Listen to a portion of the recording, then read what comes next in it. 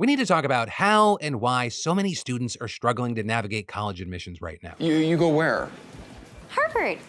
Law school. Because getting into an American college, it can be hard, it can be expensive, the landscape is constantly changing. And specifically with that, last year we saw seismic shifts in how students needed to approach college admissions, with most recently Harvard and Caltech announcing that applicants would again be required to submit standardized test scores with applications. Right, and in the case of Harvard, that decision comes after nearly 4 years of doing away with the requirement. Although notably, that was a temporary pandemic-related measure, as they understood that how students were being educated during the pandemic fundamentally changed. And as far as why this is happening, you had Harvard's Dean of the Faculty of Arts and Sciences saying in a statement that reinstating the test requirement was due to a number of factors, and adding that standardized tests are a means for all students, regardless of their background and life experience, to provide information that is predictive of success in college and beyond. With also Caltech, which is an extremely famous science and engineering school in Pasadena, claiming that the requirements fall in line with the school's commitment as a community of scientists and engineers to use all relevant data in its decision-making processes. And these two schools are now joining Dartmouth, Yale, MIT, Brown, Georgetown, Purdue, and UTA in requiring the SAT and ACT again. And so, as expected, this requirement has led to mixed reactions. Right? Not having the requirement was seen as a way to diversify the campus for students who possibly didn't test well because of external factors. Things like a poor home life for kids who would otherwise excel at school. But some approached the same concern from a different angle. For them, the test scores were an objective way to see if a student excelled despite their environment. But regardless, this decision is often viewed as a return to more conservative admission practices, especially in the case of Harvard, which, had a reckoning this year after the head of the university was forced to resign, both over allegations of ignoring anti-Semitism from the students as well as plagiarism concerns. And while the return to standardized tests alone is enough to rock how students approach college admissions, it's just one piece of the puzzle, with the other major one being the admission essay, which can help offset a kind of meh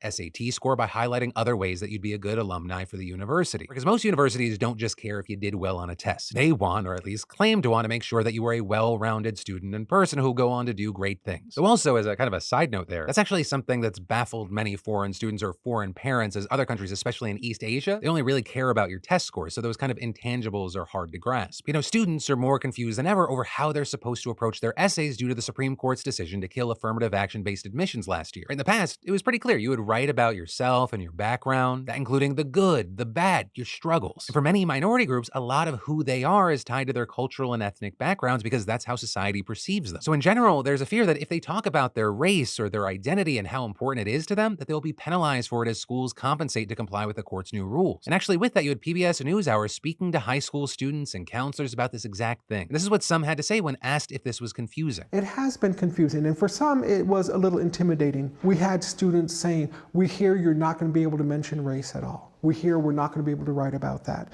We hear we're going to have to scrub everything. Students can still be themselves. Don't change your plans. Don't change your strategy right now. But the essay is the one place where the students do have the chance to have a discussion with the Supreme Court. Right, so you have schools scrambling to give their students the best chances to get into the colleges that they want. And schools like Albuquerque Academy have been really trying to reinforce to their students that they can talk about their racial and cultural background, saying that if it's important to them and their story, that doesn't mean that students can't talk about it.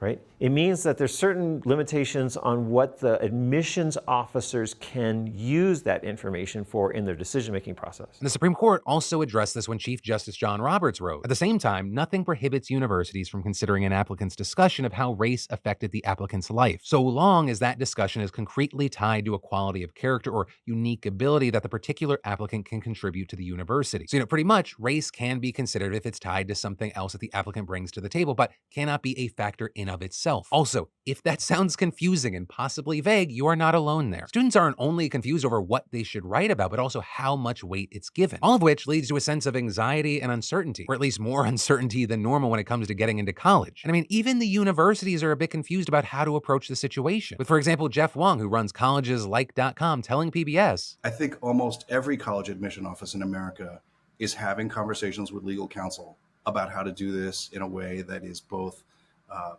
with respect to the law, but also with respect to the institution's interests. And honestly, it's likely that we won't know what the post-affirmative action world actually looks like until a few admission cycles have happened, especially as it won't even be until the class of fall of 2025 that we'll have the first wave of students who had to navigate this whole situation getting into schools en masse. And this is there will likely be years of confusion and resentment as students continue to be unsure of why they did or didn't get into a school, which is also why you have so many people cautioning against putting such an emphasis on which school you went to. And while of course with this story I'd love to know everyone's opinions, if you're a student this is going going to affect, or a parent of a student you're going to affect, or you're a guidance counselor, or you're part of the process in any way, I would 100% love to hear from you in those comments down below.